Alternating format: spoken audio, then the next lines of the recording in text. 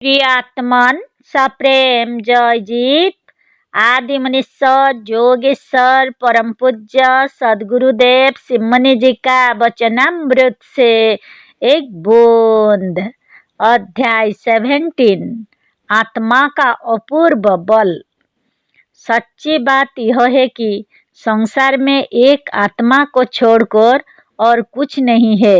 आत्मा से अन्यथा व पृथक जो जड़ पदार्थ दृष्टिगोचर हो रहे हैं वह मिथ्या हैं, कल्पना मात्र हैं और भ्रम मात्र हैं। लोग पूछते हैं कि आत्मा सत्य है, इसका क्या प्रमाण है?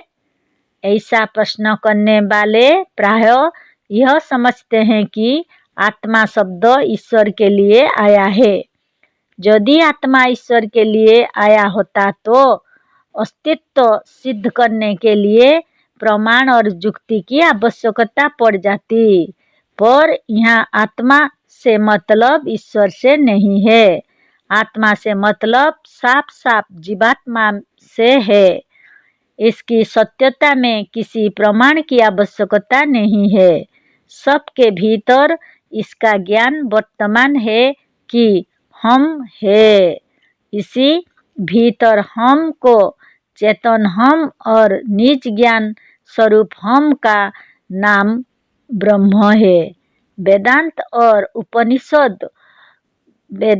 उपनिषदों का यह महावाक्य है कि हम ब्रह्मास्मि, अर्थात मैं ब्रह्म हूँ, मैं महान हूँ, मैं बड़े से बड़ा हूँ, मैं सर्वशक्तिमान हूँ और सारी सृष्टि का रचयिता हूँ।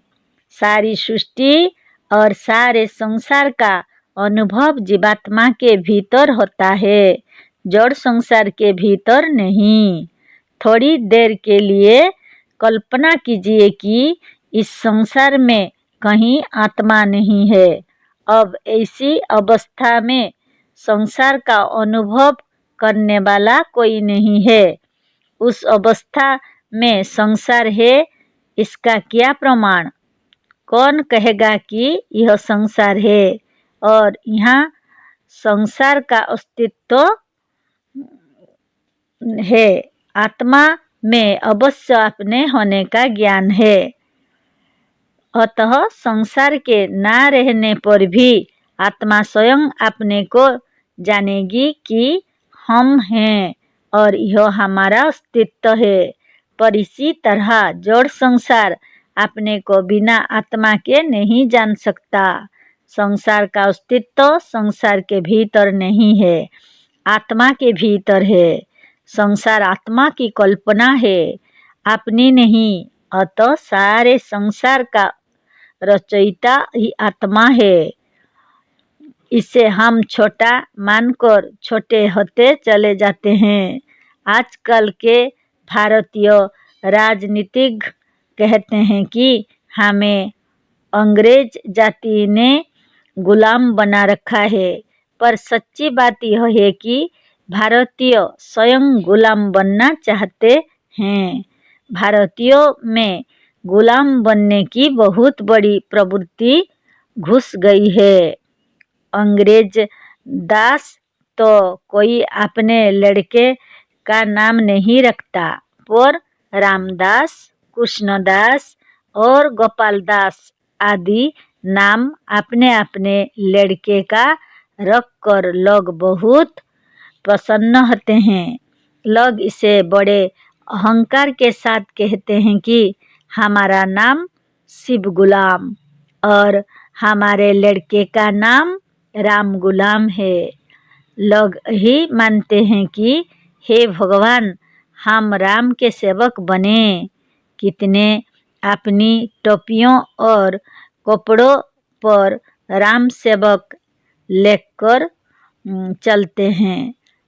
कितने अपना घर द्वार छोड़कर दिन भर राम जी की सेवा करते और उनके सामने घंटी बजाया करते हैं। जिस भारतवर्ष के लोगों में यह ज्ञान था कि हम स्वयं ब्रह्म हैं, उसी भारतवर्ष के लोगों में गुलामी और दासत्व का भाव पूर्ण रूप से व्याप्त हो रहा है। अहम ब्रह्मास्मि कहने वालों को अब नवीन वेदांती कहकर उनका मजाक उड़ाया जाता है। पहले के लोग जब भारतवर्ष उन्नति पर था तो लोग शिवः शिवोहम कहते थे। अब तो रामः रामदासोहम कहते हैं। अब लोगों को अपने को भगवान कहते लज्जा मालूम होती है। अब लोग अपने को गुलामी, मुलाजिमत और दासत्व से विभूषित करना चाहते हैं। मुलाजिमत के लिए प्रार्थना पत्र लिखते समय अपनी सारी योग्यता और विद्या को खर्च कर डालते हैं। भारतवर्ष के लोग जो चाहते थे वह उन्हें मिल गया। गुलाम बनना चाहते थे सो गुलाम बना लिए गए। आत्मा सर्वशक्तिमान है, यह जो चाहेगी वही बन जाएगी। यहाँ के लोग ने गुलाम और सेवक बनना चाहा, अतः सेवक और गुलाम बना लिए गए। अंग्रेज चले गए, पर यदि इनके यह भाव नहीं गए तो नेताओं के गुलाम बने घूमेंगे और भ्रष्टाचार आदि में डूबकर सत्य को प्राप्त नहीं कर सकेंगे। सच्ची मुक्ति प्राप्त करने के लिए अपने स्वरूप का ज्ञान अवश्य प्राप्त करना होगा। तुलसीदास जी कहते हैं कि सिया राम मय सब जग जानी, करहु प्रणाम जरी जुग पानी। सियाराम सब में है, अतः अंग्रेजों, मुसलमानों और दूसरे प्रभुओं या मालिकों में भी हैं। फिर क्या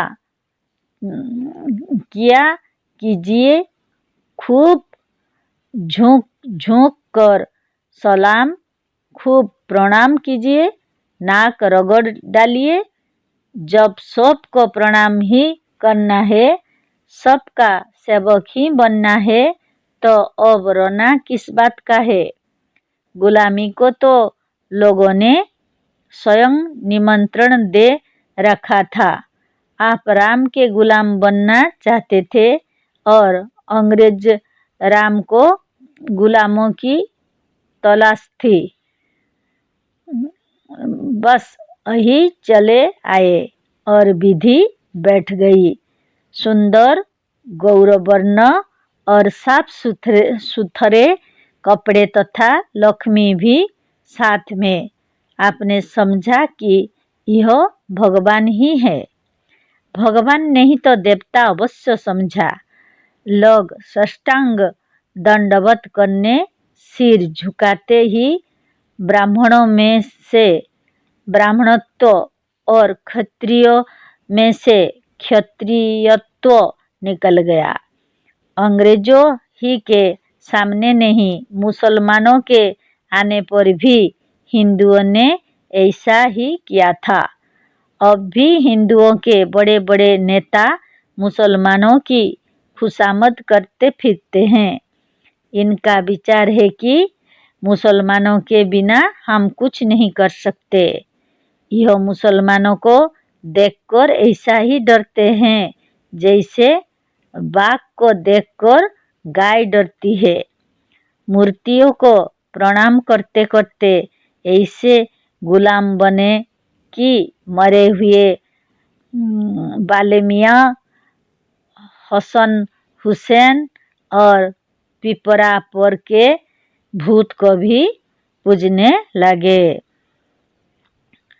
एक साधु ने हमसे कहा है कि देखिए, हम 4 बजे प्रातःकाल से लेकर 12 बजे रात तक भगवान की सेवा करते हैं। आप भी कीजिए, आप भी क्या कीजिए। हमने कहा कि इस तौर पर गुलामी तो हम भगवान के पिता की भी नहीं कर सकते। हमने कहा कि अगर भगवान होंगे तो वह भी आपकी दिन रात वाली सेवा से उब गए होंगे। भगवान मरीज नहीं हैं, उन्हें आपकी सेवा की आवश्यकता नहीं है। आपका घर और मंदिर भगवान का अस्पताल नहीं है, आप स्वयं भगवान हैं। सारा संसार आपकी सेवा करने के लिए तैयार है। दिन भर पूजा करने से, जड़ मूर्तियों की सेवा करने से ना आपकी कुछ भलाई हो सकती है, ना देश की। अगर भगवान ने आपको पैदा किया है तो दिन रात अपनी गुलामी कराने के लिए नहीं। जब से आप लोगों ने अपने को ब्रह्म मानना छोड़ा, जब से मनुष्यों ने ब्रह्म ज्ञान और वेदांत को भुलवा दिया, जब से लोग अपने को तुच्छ और गुलाम मानने लगे, तभी से लोग भीरू, कायर और गुलाम बन गए। जो अपने को ब्रह्म मानता है वह डरपोक और कायर नहीं हो सकता। संसार की उन्नति का मूल मंत्र वेदांत है। यूरोप, रूस और अमेरिका वाले इस ज्ञान को वेदांत नहीं कहते। वो यह नहीं जानते थे कि इसका नाम वेदांत है, पर उनकी उन्नति भी इन्हीं बातों और ज्ञान से हुई है। यूरोप, अमेरिका और रूस वाले इंजिल के अनुसार नहीं चलते, बिना जाने उनकी स्वाभाविक प्रवृत्ति वेदांत की ओर है और यही उन्नति का कारण है। बात यह है कि यह आत्मज्ञान स्वावलंबन सिखलाता है, ईश्वरावलंबन नहीं। स्वावलंबन ही आत्मबल और बुद्धि को देने वाला है। स्वावलंबन छोड़कर ईश्वर या किसी दूसरे के भरोसे रहते रहते आत्मबल अत्यंत क्षीण हो जाता है। प्रार्थना करने से मनुष्य की आत्मा दुर्बल हो जाती है। दूसरे से कुछ मांगने से मनुष्य नीच हो जाता है। अपने को ब्रह्म से, ईश्वर से व किसी से जो छोटा मानता है, उसका आत्माभिमान और आत्मगौरव नष्ट हो जाता है और इनके नष्ट होने से मनुष्य का हृदय अत्यंत दुर्बल हो जाता है। अतः वेदांत का यह सत्य ज्ञान मनुष्य को बल, आनंद और मुक्ति को देने वाला है।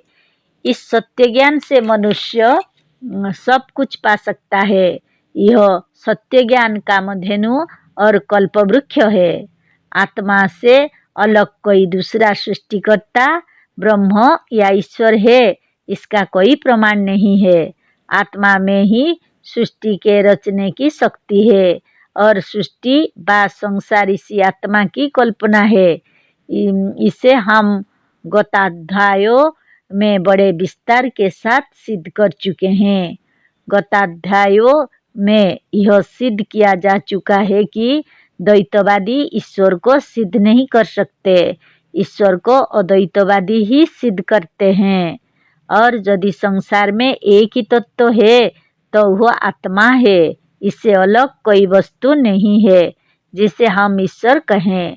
ईश्वर का अस्तित्व है तो वह ही आत्मा है, वह उससे अलग नहीं है, वह इसी आत्मा में है, अतः आत्मा ही ईश्वर है। द्वैतवादी या जीव को ब्रह्म ना मानने वाले कहते हैं कि ईश्वर सर्वज्ञ है, अतः अल्पज्ञ जीव कभी सर्वज्ञ ईश्वर नहीं हो सकता। हम यह कहते हैं कि ईश्वर को मानने वाले ईश्वर सर्वव्यापक भी मानते हैं। जो सर्वव्यापक नहीं वह ईश्वर ही नहीं हो सकता। एक देशी कभी सर्वज्ञ, सर्वव्यापक और सर्वशक्तिमान नहीं हो सकता। अतः ईश्वर सर्वव्यापक है, इसे सभी मानते हैं। साथ ही यदि ईश्वर सर्वज्ञ है तो यह मानना पड़ेगा कि उसकी सर्वज्ञता भी सब जगह है। अब सोचना यह है कि जहाँ पर जीव है वहाँ भी ईश्वर है या नहीं।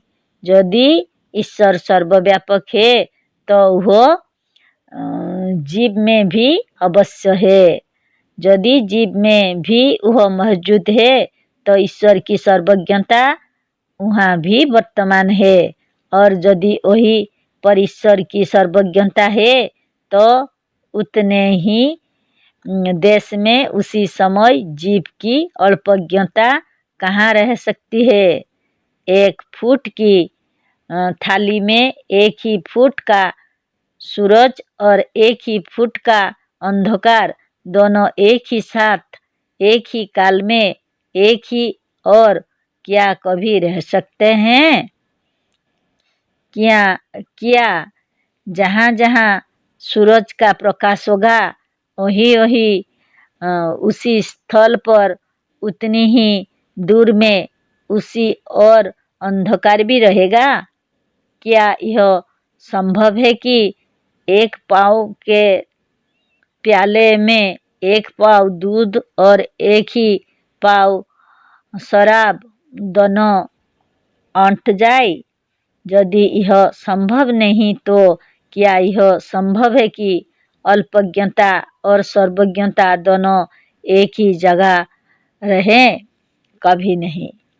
क्या कोई परमाणु ऐसा है जहाँ ईश्वर नहीं है? यदि 1 परमाणु भी ऐसा नहीं है कि जहाँ ईश्वर नहीं है तो यह सिद्ध है कि एक भी ऐसा परमाणु नहीं है जो सर्वज्ञ नहीं, और यदि 1 परमाणु भी अल्पज्ञ नहीं है तो जीव कैसे अल्पज्ञ हो सकता है? जीव का कौन सा ऐसा कोना है जहाँ ईश्वर नहीं है? यदि कोई ऐसा कोना नहीं तो जीव का कौन सा कोना अल्पज्ञ है? सच्ची बात यह है कि यदि जीव में चारों तरफ से सर्वज्ञता है तो वह अल्पज्ञ नहीं हो सकता, और यदि वह कोना अल्पज्ञ नहीं सर्वज्ञ है तो उसके ईश्वर होने में कौन सी कसर रह गई? मतलब यह है कि यदि जीव अल्पज्ञ है और अनादिकाल से अब तक अल्पज्ञ ही रहा तो सर्वज्ञ नाम का कोई सर्वव्यापक ईश्वर ना है, ना कभी था। कुछ आत्माएं यदि मोटर चलाना जानती है तो कोई ना कोई आत्मा इंजन चलाना जानती है। कोई बढ़ई का काम जानता है तो कोई लोहार का। इस तरह से संसार में जितने प्रकार के ज्ञान हैं वह जीव ही जानता है। इस तरह से जीव ही का समष्टि रूप सर्वज्ञ है। इस तरह से ईश्वर नहीं, जीव ही सर्वज्ञ है। इति श्री मुनीश्वर जोगेश्वर शिव कुमार शास्त्री कृते वेदांत सिद्धांते आत्मा का अपूर्व बल वर्णन नाम 17वां अध्याय। जय जीव।